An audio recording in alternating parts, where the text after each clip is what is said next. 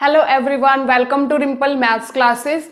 तो आज ये हमारा क्लास 11th का रिलेशन एंड फंक्शन चैप्टर का 7th लेक्चर है। प्रीवियस लेक्चर में हमने क्या किया था, फंक्शन की डेफिनेशन की थी, range and domain, image, pre image और बहुत टाइप्स की थी हमने, फंक्शंस करे थे ऑड इवन।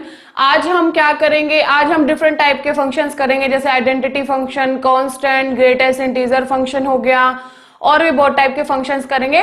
तो हम स्टार्ट करते हैं सबसे पहले आइडेंटिटी फंक्शन से। आइडेंटिटी फंक्शन की डेफिनेशन क्या होती है, देखिए, the identity function is defined by y equals to f of x equals to x for all x belongs to, ये r क्या है यहाँ पे, real number, where r is a set of real numbers. तो हमारा जो identity function होता है वो क्या होता है, y equals to f of x equals to x. तो हम यहाँ पे और क्या कह सकते हैं इसे, जो एफ ऑफ एक्स का मतलब क्या होता है, फंक्शन हमारा क्या होता है, वो x होता है, यानी कि f of x equals to क्या होता है, x। ये क्या होता है, हमारा आइडेंटिटी फंक्शन। और हम क्या कह सकते हैं, जो एफ ऑफ एक्स है वो क्या होता है, y भी होता है, y इक्वल होता है एफ ऑफ एक्स के। तो यहां से हम क्या लिख सकते हैं, y इक्वल्स टू एक्स लिख सकते हैं।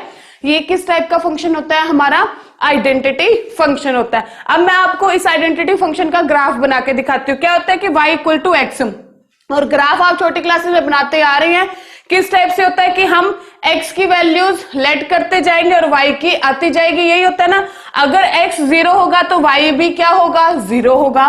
तो ये वाला पॉइंट आ गया मेरे पास 0 0। अगर x 1 होगा तो y भी क्या होगा, 1 होगा। x 1 हो गया, y 1 हो गया, तो ये वाला पॉइंट आ गया मेरे पास। सिमिलरली x 2 होगा तो y भी 2 होगा, तो ये वाला पॉइंट आ गया मेरे पास। इसी टाइप से माइनस में आ जाओ आप, अगर x -1 है तो y भी क्या होगा, -1 होगा, तो ये वाला पॉइंट आ गया मेरे पास। Similarly -2 and -2। तो इस टाइप से आप जितने भी ले लो, 3 लोगे तो y भी 3 आएगा, 4 लोगे तो y भी 4 आएगा, माइनस की टर्म्स ले लो, जो भी x लोगे वही क्या आएगा, हमारा y आएगा। तो हम इसे मैच कर देते हैं। इस टाइप से क्या बनेगी हमारी एक straight line, y equals to x का ये क्या है, हमारा ग्राफ। तो ये क्या है, हमारा आइडेंटिटी फंक्शन है। और आइडेंटिटी फंक्शन का ग्राफ क्या कहता है कि ये एक स्ट्रेट लाइन होती है, जो कि ये क्या होता है, ओरिजिन में से पास करती है और एक्स एक्सिस के साथ कौन सा एंगल बनाती है, 45 डिग्री का एंगल बनाती है। ये किसका ग्राफ है, हमारा आइडेंटिटी फंक्शन का। क्या होता है हमारा identity function, f of x equals to x या y इक्वल्स टू एक्स हो गया। अब हम बात करते हैं डोमेन एंड रेंज की। तो सबसे पहले आप डोमेन एंड रेंज का थोड़ा सा बेसिक देखिए क्या है। पहले हम बात करते हैं डोमेन की, डोमेन एंड रेंज, क्योंकि एक्सरसाइज के अंदर क्या होगा, अब आपको क्वेश्चन दिया जाएगा, फाइंड, कोई भी फंक्शन दिया जाएगा और वो पूछेंगे कि find the domain and range. तो आप क्वेश्चन के अंदर डोमेन रेंज कैसे फाइंड करोगे, सबसे पहले हम इसी का फाइंड करते हैं। ये क्या है, y इक्वल्स टू एक्स है ना हमारा फंक्शन, इसका हम क्या फाइंड करते हैं, डोमेन एंड रेंज। तो देखिए सबसे पहले डोमेन और रेंज को आप कैसे लर्न करोगे, डोमेन को इनपुट और रेंज को आउटपुट से। इसका मतलब है जो भी हमें फंक्शन गिवन होगा, जैसे यहाँ क्या f of x equals to x है मेरे पास, जो भी हमें फंक्शन गिवन होगा वो कुछ भी हो सकता है। डोमेन का मतलब इनपुट, मतलब कि उस फंक्शन में हम x की जगह, मतलब जो भी हमें गिवन होगा, यहाँ पे तो x है, कुछ भी फंक्शन गिवन हो सकता है, साइन एक्स, कॉस एक्स, कुछ भी।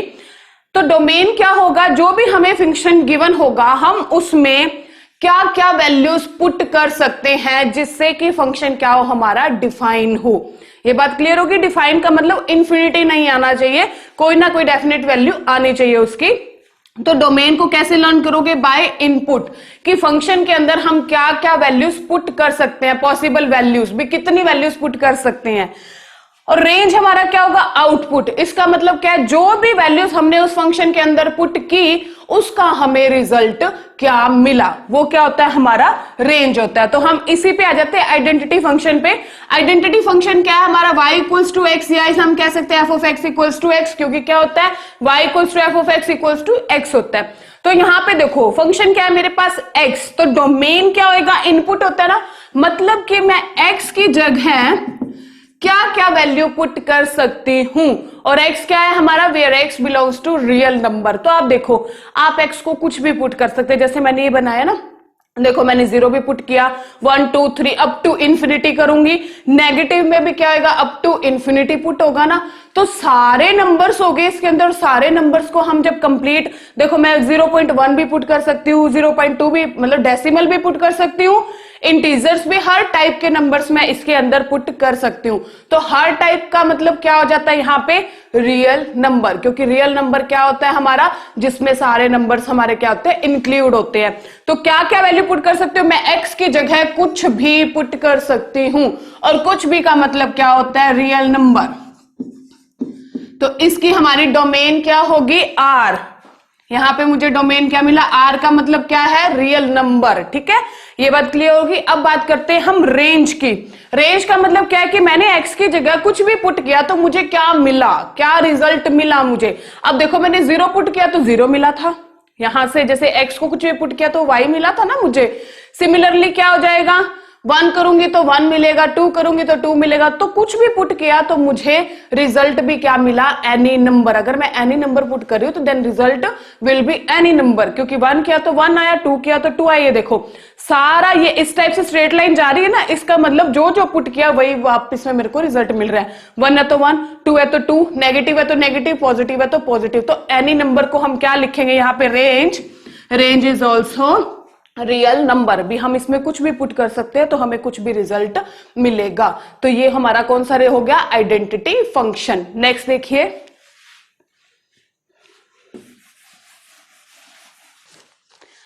तो नेक्स्ट हमारा फंक्शन क्या है यहाँ पे, कांस्टेंट फंक्शन। तो देखिए इसकी डेफिनेशन क्या है, the constant function is defined by y equals to f of x equals to c where c is a real number. तो यहाँ पे देखिए हमारे पास नेक्स्ट क्या है कि f of x equals to c, ये क्या होता है, हमारा कांस्टेंट फंक्शन होता है। इसमें क्या होता है कि हम x को तो कुछ भी पुट कर सकते हैं, बट हमें रिजल्ट क्या मिलेगा, एक c, दैट मीन्स एक कांस्टेंट मिलेगा।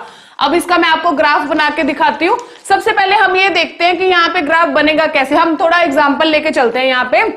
फॉर एग्जांपल मैंने x को क्या लिया, यहाँ पे मान लो 2 लिया, f ऑफ 2 इक्वल्स टू, वो तो y तो हमारा क्या रहेगा, यहाँ पे फिक्स ही रहेगा, क्या रहेगा, c रहेगा। ठीक है, अब नेक्स्ट हम क्या लेके चलते हैं, अगर f को 3 लेके चले, x को 3 लेके चले तो y भी क्या आएगा हमारा c।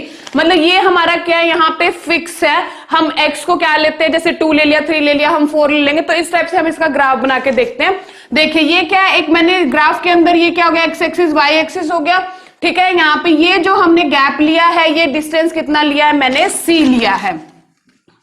ये कितना हो गया, डिस्टेंस c हो गया। अब हम इसका ग्राफ बना के देखते हैं। मैंने क्या कहा, देखो अगर x को 1 ले लो, अगर मैंने 1 ले लिया, ठीक है, लेकिन वो तो क्या है हमारा c है ना, दैट मीन्स ये पॉइंट आ गया। ठीक है, सिमिलरली अगर x को आप 2 लेते हो, लेकिन वो क्या है हमारा y क्या है, c फिक्स है, तो ये वाला पॉइंट आ गया। सिमिलरली 3 लोगे तो ये आ जाएगा, 4 लोगे तो ये आ जाएगा, इधर आ जाओ, चाहे -1 लोगे तो भी c आएगा, -2 लोगे तो भी c आएगा।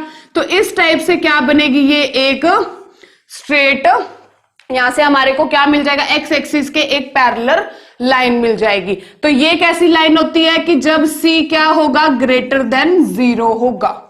क्लियर हुई ये बात। तो ये क्या हमारा c डिस्टेंस लिया था हम, मैंने क्या कहा यहाँ पे c फिक्स, आप x को क्या कर सकते हो, चेंज कर सकते हो।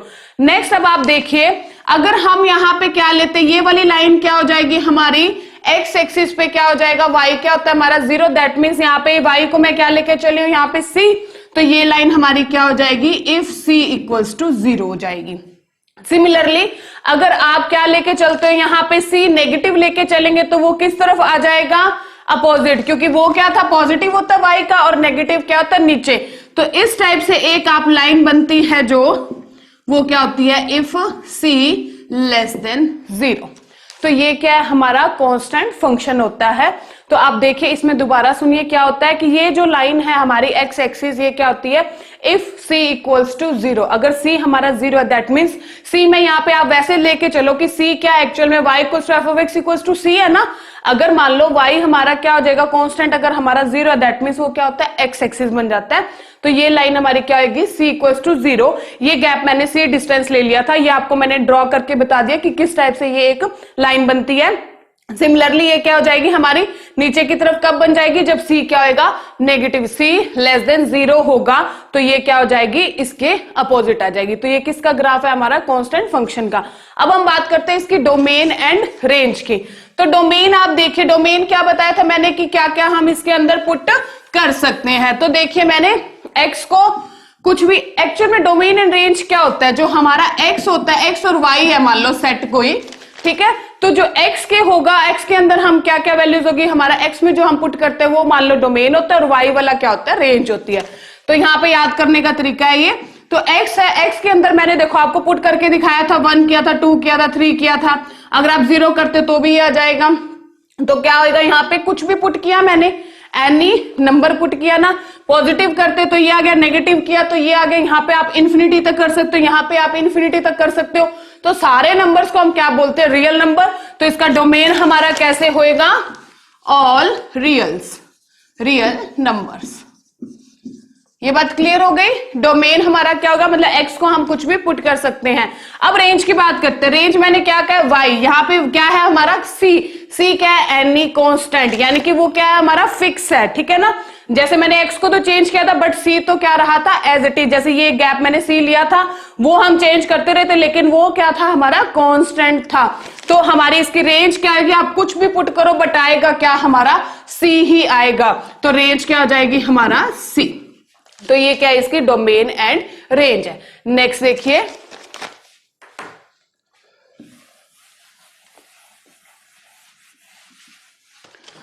तो नेक्स्ट हमारा फंक्शन क्या है, यहाँ पे एब्सोल्यूट वैल्यू फंक्शन, और इसे हम क्या कहते हैं, मॉडुलस फंक्शन। तो सबसे पहले मैं डेफिनेशन से पहले आपको बताती हूँ कि एक्चुअल में मॉडुलस काम क्या करता है। मॉडुलस, मान लो मैंने एक लिखा कि ये मॉडुलस का क्या होता है, सिंबल होता है। मैंने मॉडुलस के अंदर लिखा 1।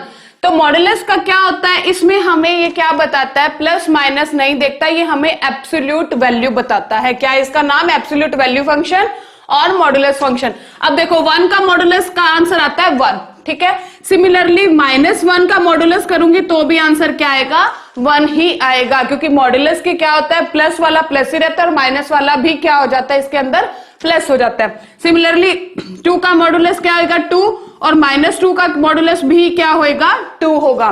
तो ये क्या बताता है, एब्सोल्यूट वैल्यू बताता है, और माइनस वाले को क्या कर देता है, प्लस कर देता है, और प्लस वाला क्या रहता है, प्लस ही रहता है। कुछ भी ले लो आप, -4 होगा तो वो क्या हो जाएगा, 4 हो जाएगा, +4 तो क्या रहता है, 4 ही रहता है। तो ये तो क्या है हमारा सिंपल सी बात कि मॉडुलस एक्चुअल में करता क्या है। अब मैं डेफिनेशन बताती हूँ आपको इसकी, कि डेफिनेशन क्या होती है, y = f(x) वेयर क्या है, मॉडुलस ऑफ x। ये किस टाइप का फंक्शन मैंने लिखा है, एक मॉडुलस फंक्शन लिखा, वेयर क्या होता है, मॉडुलस फंक्शन की ये डेफिनेशन बहुत इंपॉर्टेंट है, क्योंकि आपके आगे मैथ्स के अंदर बहुत जगह यूज होती है।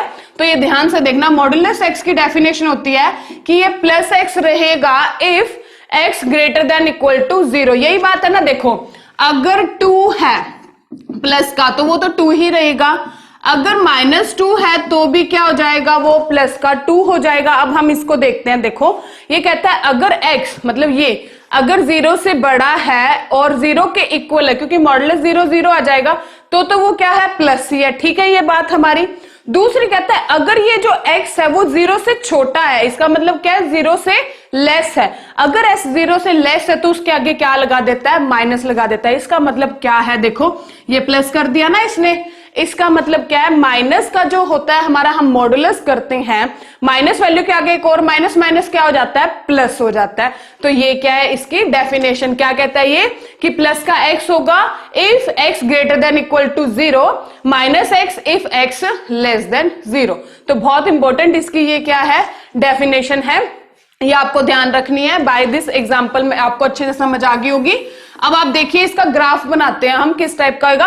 ग्राफ के लिए क्या होता है, हमें कोऑर्डिनेट्स चाहिए होते हैं x एंड y। तो देखो x तो क्या है, यहाँ पे हमारा x ही होता है, क्योंकि x को हम पुट करते हैं, और y क्या है एक्चुअल में हमारा, मॉडुलस ऑफ x। इसी टाइप से होगा ना हमारे ऑर्डर्ड पेयर, इसी टाइप से बनेंगे कि हम x को कुछ भी पुट करते y आता जाता है, और y क्या एक्चुअल में हमारा, मॉडुलस ऑफ x। तो हम देखते हैं, मान लो मैंने x को 1 लिया, ठीक है, पहले चलो x को 0 लेते हैं। x को 0 लिया तो मॉडुलस ऑफ 0 0 ही होता है, तो ये वाला पॉइंट आ गया मेरे पास। यहाँ पे देखिए ये वाला पॉइंट हो गया 0 0। अब देखो x को मैंने क्या लिया, यहाँ पे 1 ले लेती हूँ, तो मॉडुलस 1 क्या होता है, 1 ही होता है। और पॉइंट ले लेते हैं, चलो 2 लिया तो मॉडुलस 2 क्या होता है, 2 ही होता है। अब इस तरफ लेते हैं नेगेटिव वाले, ठीक है। अगर मैंने -1 लिया और -1 का मॉडुलस क्या होता है, प्लस का 1, यानी कि यहां से मुझे क्या पॉइंट मिला, -1 एंड 1। इसका मतलब x तो -1 है बट y क्या है, 1 है। पहले हम ये वाले ड्रॉ कर देते हैं, x 1 है तो y भी क्या है, 1, x 2 है तो y भी क्या है, 2, सिमिलरली x 3 है तो y भी क्या होगा हमारा, 3 होगा। अब हम बात करते हैं नेगेटिव वाले पे, कहते हैं x जब -1 होगा ना, बट माइनस का मॉडुलस भी क्या होता है, प्लस होता है ना, तो -1 लेकिन इसका क्या आएगा, 1। सिमिलरली x जब -2 होगा लेकिन y का क्या आएगा हमारे पास, 2 आएगा। सिमिलरली x अगर -3 है, -3 का मॉडुलस क्या होता है, +3, तो क्या आ जाएगा यहाँ पे 3। तो इस टाइप से ये चलता जाएगा। और ले लो -4, -5 अप टू इंफिनिटी, यहाँ पे अप टू इंफिनिटी। तो हम इसे मैच कर देते हैं, ये आगे चलता जाएगा हमारा। ये तो क्या हो गया, y इक्वल्स टू एक्स, और ये क्या हो जाएगा, y इक्वल्स टू -x, ठीक है। अब हम देखते हैं ये क्या है हमारा ग्राफ, किसका, आइडेंटिटी फंक्शन और एब्सोल्यूट वैल्यू फंक्शन का, कि यहाँ पे क्या होगा, ये आगे चलता जाएगा और ये इस तरफ चलता जाएगा। अब हम बात करते हैं इसकी डोमेन और रेंज की। डोमेन की बात करते हैं। डोमेन क्या होता है कि हम क्या क्या इसके अंदर पुट कर सकते हैं। तो देखिए मेरे पास क्या है यहाँ पे, y equals to modulus of x। तो आप खुद देखो, मोड ऑफ x है, आप पुट तो कुछ भी कर सकते हो, यानी नेगेटिव कर दो, करा है ना, जैसे मैंने नेगेटिव भी किया, 0 भी किया, पॉजिटिव भी किया, आप पॉइंट्स में भी कर सकते हो, 0.5 कुछ भी कर लो। तो सारा कुछ अगर आप इसके अंदर पुट कर सकते हो, इसका मतलब क्या हो गया, रियल नंबर। तो इसका डोमेन क्या होगा हमारा, real number, all real number. Clear हुई ये बात। अब बात करते हैं इसकी रेंज की। रेंज क्या होगी इसकी, अब देखो आपने सब कुछ पुट किया लेकिन आपको रिजल्ट क्या मिला, अभी देखते हैं। 0 किया तो 0 मिला, 1 किया तो 1 मिला, 2 किया तो 2 मिला, 3 किया तो 3 मिला। अब दूसरी तरफ चलते हैं। अगर आपने देखो पॉजिटिव कुछ भी पुट करा तो पॉजिटिव रिजल्ट ही मिला। अब नेगेटिव किया तो भी रिजल्ट क्या मिला, पॉजिटिव ही मिला। क्यों, क्योंकि मैंने क्या लिखा था, -1 का मॉडुलस क्या मिला मुझे, 1 मिला, -2 का मॉडुलस क्या मिला था, 2 मिला था, -3 का मॉडुलस क्या मिला था, 3 मिला था।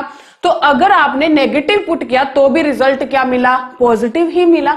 तो सब कुछ आपको पॉजिटिव ही मिल रहा है। तो यहां पे इसकी आप रेंज क्या बोलोगे, ऑल पॉजिटिव नंबर्स या ऑल पॉजिटिव रियल नंबर, आप कुछ भी बोल सकते हैं। तो देखिए यहां से हमें इसकी रेंज क्या मिल गई, ऑल नॉन नेगेटिव रियल्स, आप इस टाइप से भी इसे लिख सकते हैं, या ऑल पॉजिटिव रियल नंबर्स भी आप इसे लिख सकते हैं।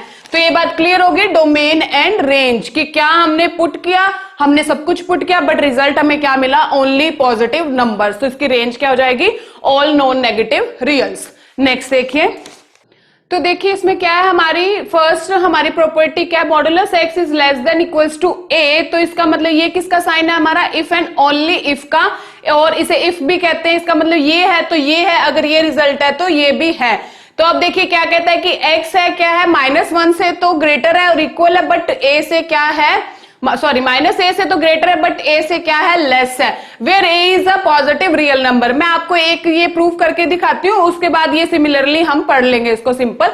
मान लो फर्स्ट लेते हैं हम यहां से, यहाँ पे ये क्या कहता है, x is less than equals to a। तो मैंने मान लो लेट कर लिया, a क्या है मेरे पास 2 है, तो मैंने क्या लिखा, x is less than equals to 2 लिखा। अब हम बात डिस्कस करते हैं, ये कहते हैं कि इसकी वैल्यू कहां से कहां तक आएगी, -a टू a, यानी कि ये भी मैं लिख लेती हूँ कहां से कहां तक आएगी, -2 टू 2। यही कहता है ना ये बात। अब मैं आपको बताती हूँ ये कैसे होता है। अब आप खुद सोचिए कि 2 से लेस ऐसे कौन कौन से हमारे वो हो जाएंगे एब्सोल्यूट वैल्यूज, कौन कौन सी होंगी किसकी, जिससे मॉडुलस x क्या होगा, 2 से लेस या 2 के इक्वल होगा। अब हम सोचते हैं, देखो अगर हम 0 पुट करें तो 0 का मॉडुलस क्या होता है, 0 ही होता है। दैट मीन्स वो क्या हो गया हमारे पास यहाँ पे 2 से लेस हो गया। अब हम बात करते हैं 1 का मॉडुलस क्या होगा, 1, वो भी क्या होगा, 2 से लेस होगा। 2 का मॉडुलस क्या होगा, 2, तो 2 के क्या हो गया, इक्वल हो गया। अब नेगेटिव पे बात करते हैं, -1 का मॉडुलस क्या होता है हमारे पास, वो भी क्या होता है, 1 होता है। सिमिलरली -2 का मॉडुलस भी क्या होता है हमारे पास, 2 होता है। तो ये क्या कहता है इसके अंदर कि x का modulus less than equals to 2, मतलब x की जगह हम क्या क्या वैल्यूज पुट करें कि जिससे उसका मॉडुलस की वैल्यू क्या आ जाए 2 या 2 से लेस। तो देखो ये कहता है कि -2 से लेके 2 तक आप वैल्यूज पुट कर सकते हो, जिससे कि x की वैल्यू, x का मॉडुलस क्या हो जाएगा 2 या 2 से लेस। अब देखो -2 to 2 के बीच में क्या आता है हमारे पास -2, क्योंकि इक्वल टू का साइन है, दैट मींस -2 इंक्लूड है यहाँ पे। उसके बाद -1, फिर 0, फिर 1 और 2। अब आप मैंने आपको ये करके दिखाया ना कि 0 का मॉडुलस क्या होता है 0, 1 का मॉडुलस 1, 2 का मॉडुलस 2, -1 का मॉडुलस 1, -2 का मॉडुलस 2। तो ये क्या कहता है कि x की जगह कौन कौन सी वैल्यूज आ सकती है जिससे उनकी मॉडुलस की वैल्यू 2 या 2 से लेस है। तो ये वैल्यूज आ सकती हैं -2, -1, 0, 1, 2। तो यही बात क्या कह रही है, ये वाली प्रॉपर्टी कह रही है कि a कुछ भी हो सकता है, पॉजिटिव रियल नंबर। 3 होगा तो क्या हो जाएगा -3 to 3। अगर a क्या हो जाएगा 100 तो क्या होगा -100 to 100। तो इसी टाइप से क्या होगी हमारी, मैंने एक एग्जांपल से आपको बता दिया कि ये कैसे रिजल्ट ड्राइव होता है। नेक्स्ट देखो, अगर यहाँ पे तो इक्वल टू था, यहाँ पे इक्वल टू ना हो तो क्या होता है -a to a क्या करती है, ये वेरी करती है इसकी वैल्यू। अब देखो ये साइन अगर चेंज हो जाए, यहाँ पे क्या आ गया ग्रेटर देन इक्वल टू, तो यहाँ पे क्या हो जाएगा, हम इस टाइप से भी लिख सकते हैं, यहाँ पे इसे कैसे लिख दो -a greater than equal to, ये साइन क्या हो जाएगा हमारा चेंज हो जाएगा, जैसे यहाँ लेस था तो यहाँ क्या हो जाएगा ग्रेटर देन इक्वल टू।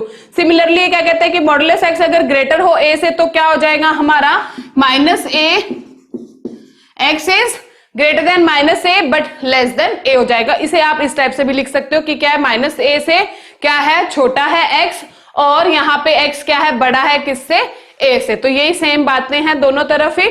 तो ये क्या है हमारी कुछ प्रॉपर्टीज ऑफ मॉडुलस फंक्शन। और ये किसका साइन बताया मैंने, इफ एंड ओनली इफ। अगर ये रिजल्ट है तो ये होगा, अगर ये है तो ये हम लिख सकते हैं। नेक्स्ट देखिए,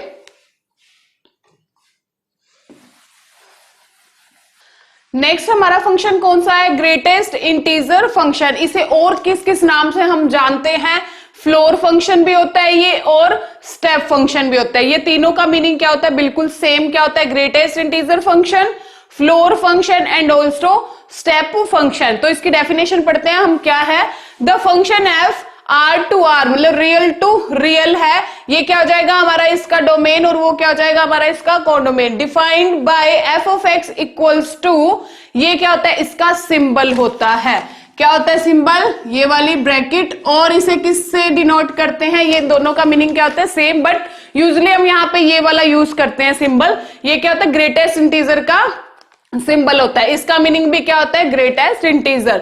for all x belongs to क्या आ जाएगा हमारा real number is called step function, is called greatest integer function and also is called floor function. तो देखिए सबसे पहले अब मैं आपको इसकी डेफिनेशन बताती हूँ होती क्या है ये। f of x equals to, ये किसका सिंबल लिखा है मैंने, ग्रेटेस्ट इंटीजर का, क्या है x। ये क्या, अब इसका मीनिंग क्या होता है देखिए, greatest integer less than equal to x। ये क्या होता है बाय डेफिनेशन, ये कैसे अप्लाई होगा वो मैं बताती हूँ।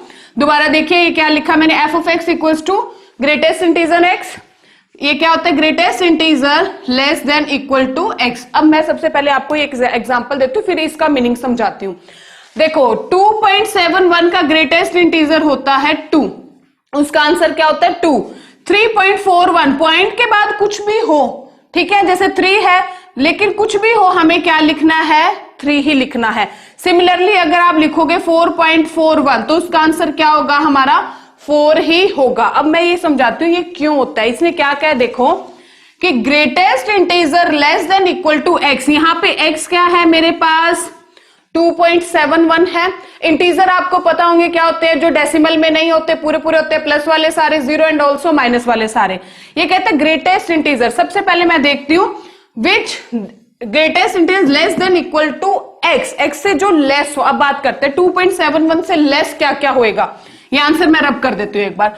2.71 से लेस इंटीजर लिखने हैं, क्या हो जाएगा 2 हो जाएगा सबसे पहले, फिर क्या आएगा मेरे पास 1 आएगा, फिर 0, फिर -1, फिर -2, -3 और एंड सो ऑन, ये चलता जाएगा। इसका मीनिंग यही है ना कि इससे 2 जो भी हमें x गिवन होगा, ये x गिवन है मुझे, इससे लेस और इक्वल टू क्या greatest integer less than equal to x। तो देखो सबसे पहले मैंने क्या देखा, ये इससे लेस क्या होगा हमारा 2, 1, 0 और इक्वल टू की बात है वो मैं नेक्स्ट में बताऊंगी आपको, अभी फिलहाल लेस की बात करते हैं। ये कहता है कि जो भी इससे लेस देन इक्वल टू होगा उनके बीच में जो सबसे ग्रेटेस्ट होगा। वैसे आप बोलोगे कि है तो ग्रेटेस्ट इंटीजर नाम, बट लिख तो छोटा रखा है ना, अभी 3.41 है, उससे तो छोटा लिख दिया मैंने 3। तो इसका मीनिंग क्या होता है, जो इससे जो भी हमारा x होगा उससे लेस और इक्वल टू जितने भी हमारे इंटीजर्स होंगे उनके अमंग ग्रेटेस्ट इंटीजर। तो इन सब में सबसे बड़ा कौन हुआ, 2 हुआ। तो इसका आंसर क्या हुआ, 2 हुआ। सिमिलरली 3.41 देख लो आप, इससे छोटा क्या आएगा हमारा 3, फिर 3 के बाद 2, 1, 0, -1, -2, -3 एंड सो ऑन। यही होता है ना। तो अब यहां पे देखो इनके अमंग ग्रेटेस्ट कौन है, 3 है। तो आंसर क्या होगा इसका, 3 होगा। अब इक्वल टू की बात मैं आपको समझाती हूं। देखिए इक्वल टू का एग्जांपल लेते हैं। मैंने ले लिया मान लो 5, ठीक है। अब ये क्या कहता है, greatest integer less than equal to x। यही बात है ना, x क्या है मेरा यहाँ पे 5 है, इससे लेस देखते हैं 5 और इक्वल टू भी बोला ना, दैट मीन्स 5 का तो 5 आ गया, इक्वल टू ये देखो ये बोला इसने इक्वल टू x। फिर इससे छोटा क्या होएगा 4, आफ्टर दैट 3, आफ्टर दैट 2, 1 और 0 एंड सो ऑन। तो इनके अमंग सबसे ग्रेटेस्ट कौन हुआ, 5 हुआ। तो इसका ग्रेटेस्ट इंटीजर क्या होएगा, 5 होएगा। तो ये तो बात हो गई हमारा थोड़ा मैथमेटिकल लैंग्वेज हो गई। अब आप सिंपल, अगर जिसको नहीं ज्यादा समझ आती, नॉर्मल क्या याद रख लेना कि अगर जो सीधा है वो हमारा सीधा आंसर होगा ग्रेटेस्ट इंटीजर का मतलब। और अगर मान लो 5.12 है तो फिर भी हम क्या लिखेंगे, उसको 5 ही लिखेंगे पॉइंट में। सिमिलरली आप क्या लिखो, इसमें माइनस वाली टर्म ले लो कुछ भी। अब ग्रेटेस्ट इंटीजर मैंने लिखा -1 का, ठीक है। अगर -1 है तो उसका तो आंसर क्या हो जाएगा, सिंपल -1 हो जाएगा। हम पॉइंट की बात करते हैं, मैंने लिखा -1.2, ठीक है। इसमें क्या होता है, एक छोटा ही लिखते हैं ना हम उसके अंदर। अब आप देखो -1.2 आ गया, ठीक है। तो नंबर लाइन देखते हैं, सबसे पहले हम नंबर लाइन की बात करते हैं।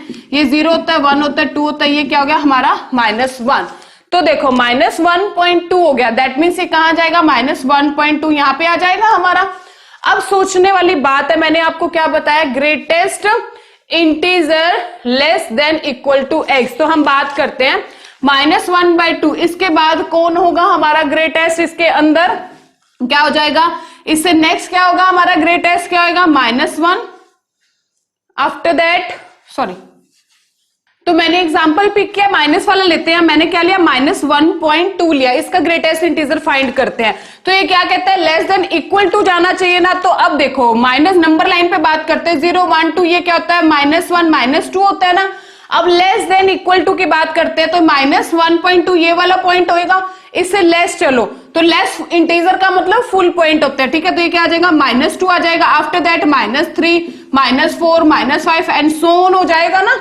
इसका मीनिंग यही होता है। अब इनके अमंग सबसे बड़ा इंटीजर कौन होगा, -2। तो इसका आंसर क्या होगा, -2 हो जाएगा। ये तो बात होगी। प्लस वाली भी मैंने आपको बता दी, माइनस वाली भी बता दी। अब सिमिलरली कुछ भी आप ले सकते हो, -7.2 ले लो, ऐसे लर्न करो। अगर कोई भी पॉइंट में आ गया तो एक उसके पीछे जाएगा। मान लो जैसे प्लस का था, जैसे 3.4 था तो हम 3 पे चले गए थे। सिमिलरली -7.2 होगा तो इसका क्या हो जाएगा, -8 हो जाएगा। इस टाइप से आप इसे लर्न करो। अगर 2 है तो 2 ही रहेगा, पूरा है तो वही रहेगा ग्रेटेस्ट इंटीजर। पॉइंट में आ गया तो प्लस वाले में क्या हो जाएगा, जो पॉइंट हट जाएगा वो वाला हमारा रह जाएगा नंबर। और माइनस में है, जैसे -7.2 है तो ये क्या चला जाएगा, -8 हो जाएगा। तो ये क्या है हमारी इसकी सिंपल डेफिनेशन। अब मैं आपको ग्राफ करवाती हूं इसका।